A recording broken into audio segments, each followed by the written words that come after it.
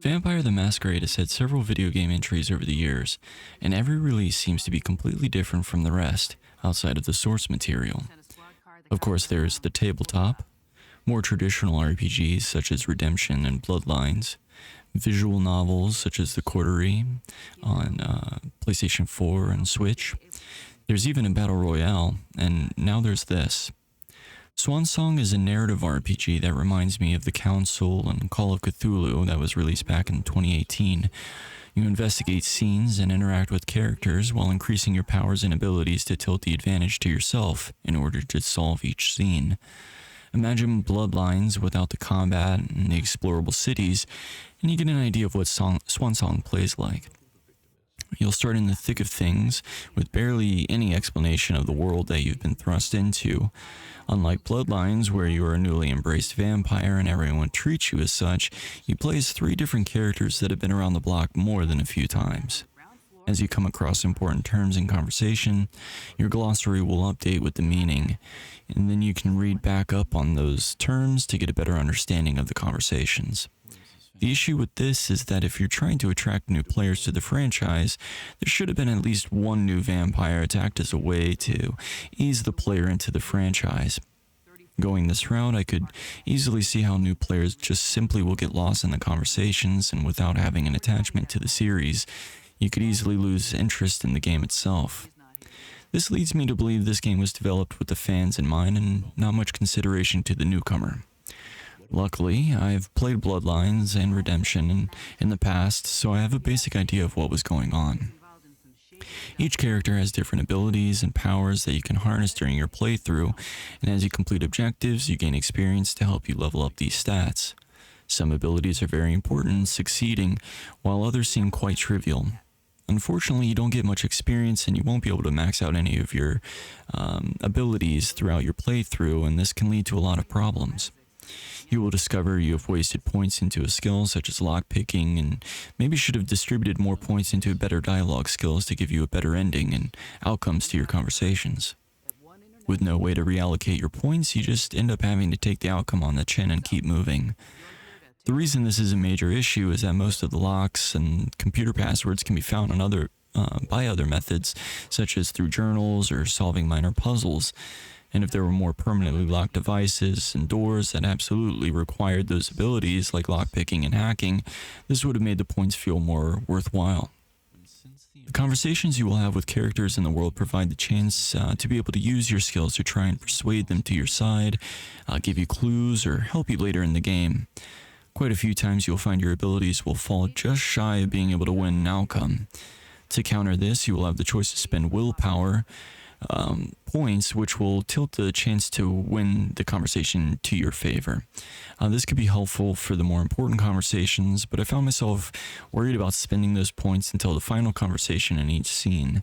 This leads to a bulk of the conversations not turning out the way you wanted for the majority of the game if you haven't built your characters in certain ways. Another resource you have at your disposal outside of willpower is hunger. This is basically the level you have before you unleash your inner beast due to being so hungry for blood that you lose control of your character.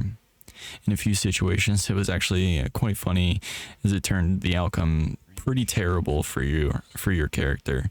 And at one point in particular, I reached the very end of a scene and was using hunger points left and right, and unfortunately I lost track of how many points I had spent, and the last choice I made ended up making my character lose control, and I ended up killing a central character that was important to the objective for that scene.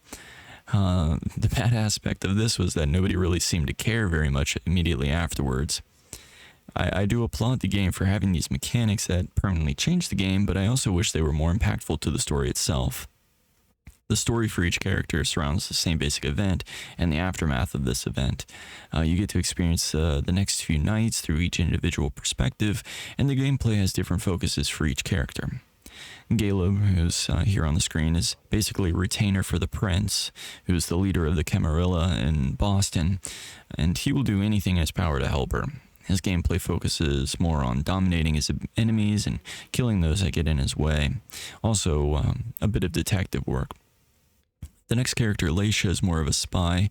She can become invisible, change her appearance to become other characters in order to infiltrate the enemy groups and trick them into giving her information. Lastly, we have Mem. She is the negotiator and more diplomatic character. Her scenes revolve around getting assistance from other vampire clans and groups, and each character has a fairly interesting storyline, but I found myself relating more to Caleb and Laisha over Mem. Her story was pretty generic, and you just found yourself, interacting with groups of vampires or other characters, and it just, kind of was the same all throughout. Graphically, Swansong is hit or miss. Environments can be quite nice and detailed, but character models can be fantastic to absolutely ugly. Also, during conversations, which is the main component for the game, the facial animations and mouth sync to the dialogue can be drastically or distractingly poor. Personally, this didn't really bother me too much, but I can see how people would be turned off by this since you'll spend 75% of your time talking with characters. Not only this, but the recorded dialogue will often shift from loud to super quiet with camera changes, so it was kind of awkward. It became almost necessary to just read all the subtitles to make sure you hear everything that's being said. The overall runtime of Vampire the Masquerade Swansong was probably 15 to 17 hours, and I may sound like I'm bashing this game, but something about it I really did enjoy. I especially loved the last quarter of the game. The missions became more tense, the outcomes of your choices were far more severe, and it felt like the vampires were really coming into their powers. Unfortunately, by the time I got to this point in the game, you only had a few hours left. So by the time you were really beginning to see the world and the cooler aspects of it, you were at its end. There are multiple endings that you can achieve based on your successes, so there's some sort of replayability. But unfortunately, for a lot of those endings, you'll probably need to replay the full game and remember the skills that were necessary to get you through conversations to make sure that you're able to succeed at everything. I was able to replay through the very last scene a few times and see different outcomes, but the final cinematic didn't change that much outside of it changes to a few seconds of dialogue. Vampire the Masquerade Swansong could be a great game for some players, and I'm certain there will be those that love it and want to play it before Bloodlines 2 comes out. And I personally enjoyed my time with it, and I hope some of the characters will make appearances in the future. At the same time, though, I realize that the game won't be for everybody. The playstyle and gameplay elements will limit the accessibility and appeal for others, which is honestly quite sad. The VTM series is worth knowing, and I think with a bit more focus on gameplay elements that were near the end of Swansong, we would have had a much better overall game. Thanks for watching, and take care, and I hope you enjoyed the review, and we'll see you next time.